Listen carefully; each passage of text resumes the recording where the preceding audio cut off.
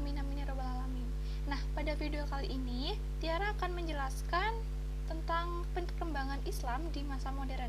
Nah, bab ini itu terdapat di kelas 11 semester 1 ya teman-teman. Ya, sebelumnya izinkan saya untuk memperkenalkan diri, karena kata pepatah tak kenal maka tak sayang. Ya, perkenalkan, nama saya Tiara Rovita Meswari. Saya dari kelas 11 MIPA 3, nomor absen saya 34, dan tentunya saya sekolah di SMA Negeri 1 Cipularang. Nah, ini dia peta konsep yang akan kita pelajari pada hari ini, masa kejayaan Islam. Pada bab ini, kita akan mempelajari dua subbab. Yang pertama, ada masa kejayaan Islam. Yang kedua, ada tokoh dan kejayaan Islam. Pada subbab yang pertama, kita akan mempelajari kejayaan Islam pada masa Daulah Umayyah dan Daulah Abbasiyah. Nah, yang kedua, ada faktor-faktor apa saja sih yang mempengaruhi kejayaan Islam? Dan yang ketiga, ada bukti kemajuan Islam pada masa kejayaan Islam.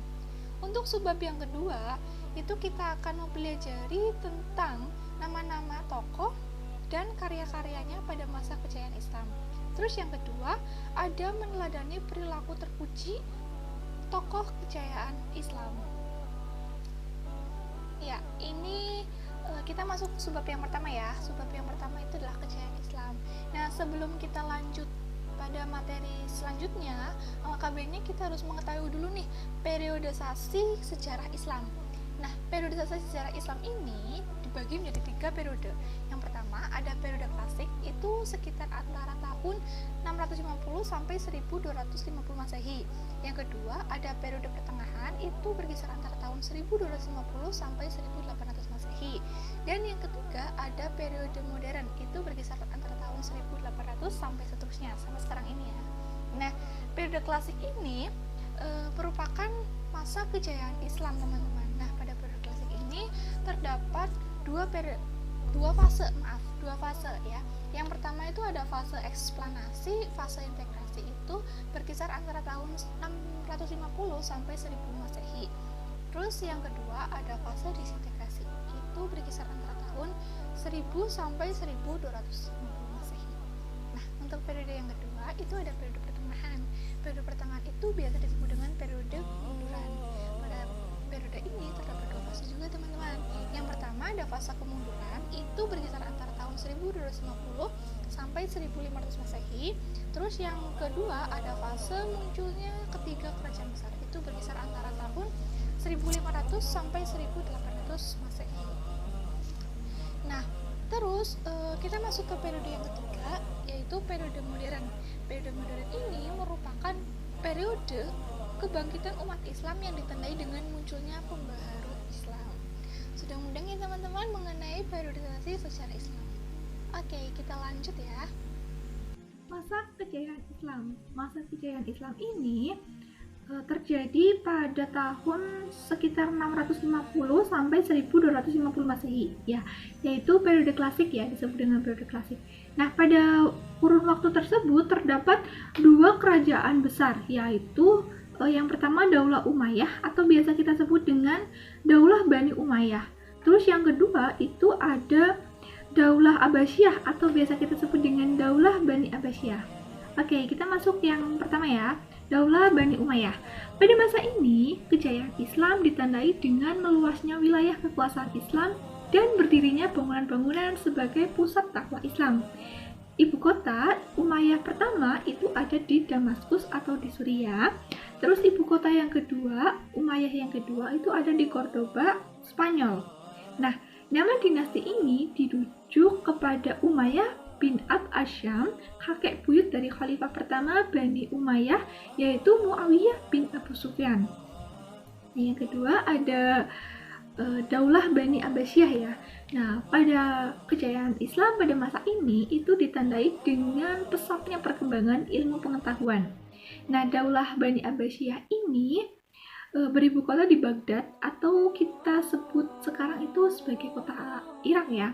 Nah, Bani Abbasiyah itu dirujuk kepada keturunan dari paman Nabi Muhammad yang termuda, yaitu Abbas bin Abdul Muthalib. Khalifah pertamanya yaitu Khalifah Abu Abbas Al-Saffah. Nah, kita akan membahas yang kedua, itu ada faktor apa saja sih yang mempengaruhi kejayaan Islam? Kita bahas ya. Yang pertama itu ada faktor internal, teman-teman. Nah, faktor internal ini mencakup yang pertama, konsisten dan istiqomah umat Islam kepada ajaran Islam. Yang kedua, ajaran Islam yang mendorong umatnya untuk maju. Yang ketiga, Islam sebagai rahmat bagi seluruh alam. Dan yang keempat, Islam sebagai agama dakwah sekaligus keseimbangan dalam mencapai kehidupan duniawi dan ukhrawi. Nah, untuk faktor yang kedua, itu ada juga faktor eksternal, teman-teman. Nah, faktor ini mencakup yang pertama, terjadinya asimilasi antara bangsa Arab dan bangsa-bangsa lain yang lebih dahulu mengalami perkembangan dalam ilmu pengetahuan. Terus yang kedua, ada pergerakan atau gerakan penerjemah kitab ya. Nah, faktor eksternal ini masih ada lagi yang teman-teman bisa kalian buka di buku LHS atau di buku paket agama kelas 11 semester 1 agama Islam. Nah, selain dua faktor ini ada juga loh faktor lainnya, yaitu faktor pemikiran ilmiah para ulama.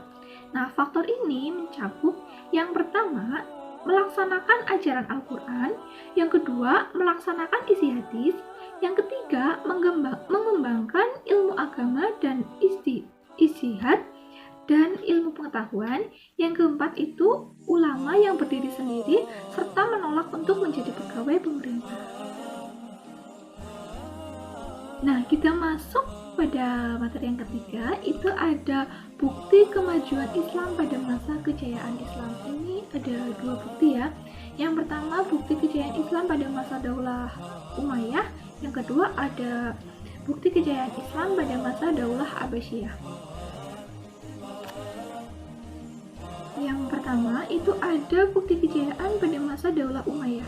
Nah, kebijakan utama pemerintahnya itu perluasan wilayah, teman-teman.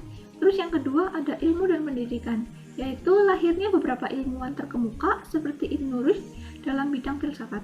Ada juga yang ketiga itu infrastruktur, yaitu Universitas Cordoba.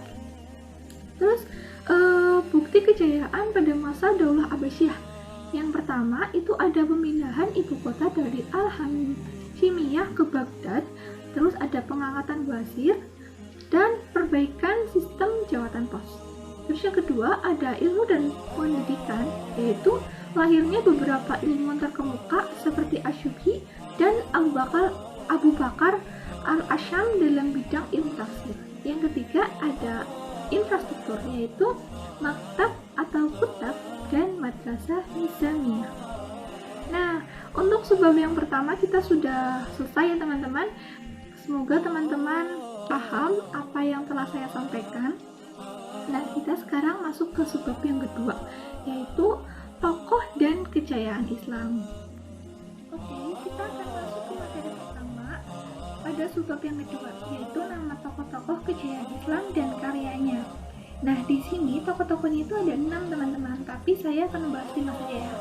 Nah, yang pertama, ini yang kiri atas ini ya. Namanya adalah Ibn Rushd. Lahir di Cordoba, Spanyol pada tahun 520 Hijriah dan wafat di Marrakesh, Maroko pada tahun 595 Hijriah. Beliau menguasai ilmu fikih, ilmu kalam, sastra Arab, matematika, fisika, antropologi, kedokteran, dan filsafat. Karya-karya beliau antara lain kitab Bidayat Al-Mujahid atau kitab yang membahas tentang fikih. Nah, untuk tokoh yang kedua, yang ini ya, sebelah kiri bawah, itu namanya Al-Ghazali. Nama lengkapnya Abu Hamid Al-Ghazali. Beliau lahir di desa Garzalah, dekat Trus, Iran Utara, pada tahun 450 Hijriah, dan wafat pada tahun 505 Hijriah di Trus juga. Beliau ini dididik dalam keluarga dan guru yang zuhud. Apa sih arti zuhud? Zuhud itu adalah hidup sederhana dan tidak tamak terhadap duniawi. Di antara bukunya yang terkenal yaitu Ihya Ulumuddin, yaitu membahas masalah-masalah ilmu akidah, ibadah, akhlak, dan tasawuf. Untuk tokoh yang ketiga sebelah kiri atas itu namanya Al-Kindi. Nama lengkapnya Yakub bin Ishaq Al-Kindi. Beliau lahir di Kufah pada tahun 805 Masehi dan wafat di Baghdad pada tahun 873 Masehi. Beliau pakar di bidang filsafat, logika, astronomi, kedokteran, ilmu jiwa, politik, musik, dan matematika. Untuk tokoh yang keempat yang di sebelah kiri bawah itu bernama Ibnu Sina. Nama lengkapnya Abu Ali Al-Husain Ibnu Abdullah Ibnu Sina. Beliau lahir di desa Afshana dekat Bukhara. Wafat dan dimakamkan di Hamazan. Beliau ini belajar bahasa Arab, geometri, fisika, logika, ilmu hukum Islam, ilmu teknologi Islam, dan ilmu kedokteran. Pada usia 17 tahun, beliau telah terkenal dan dipanggil untuk mengobati Pangeran Samani Nuh bin Mansur. Beliau menulis lebih dari 200 buku dan di antara karyanya yang terkenal berjudul Al-Qanun fi At-Tib, yaitu Encyclopedia tentang ilmu kedokteran dan Ashifa Encyclopedia tentang filsafat dan ilmu pengetahuan. Ya, untuk tokoh yang kelima ini itu bernama Al-Farabi. Nama lengkapnya Abu Nasr Muhammad Ibnu Tahran Ibnu Uslat Al-Farabi. Beliau lahir di Farabi, Transylvania pada tahun 872 Masehi dan wafat di Damsyik pada tahun 950 Masehi. Beliau ini keturunan Turki. Al-Farabi menekuni berbagai bidang ilmu pengetahuan, antara lain ada logika, musik, kemiliteran, metafisika, ada ilmu alam, ada teologi, dan ada astronomi. Di antara karya ilmiahnya yang terkenal di antara Ishab al-Ulum atau kitab yang membahas tentang ilmu hitung dan Ar-Rayu Ahlul Al-Madin wa Al-Fadilah, yaitu kitab yang membahas tentang ilmu filsafat. Nah, untuk materi yang pertama sudah selesai ya teman-teman, yaitu nama tokoh-tokoh kejayaan Islam dan karyanya. Kita lanjut ke materi yang kedua, yaitu meneladani perilaku terpuji tokoh-tokoh kejayaan Islam. Apa aja sih perilaku terpuji tokoh-tokoh pada masa kejayaan Islam? Yang pertama itu ada hidup rukun, teman-teman. Yang kedua ada berperilaku kompetitif. Yang ketiga ada berusaha sungguh-sungguh. Yang keempat ada bertanggung jawab. Dan yang kelima berperilaku zuhud atau berperilaku tidak tamak pada keduniawi.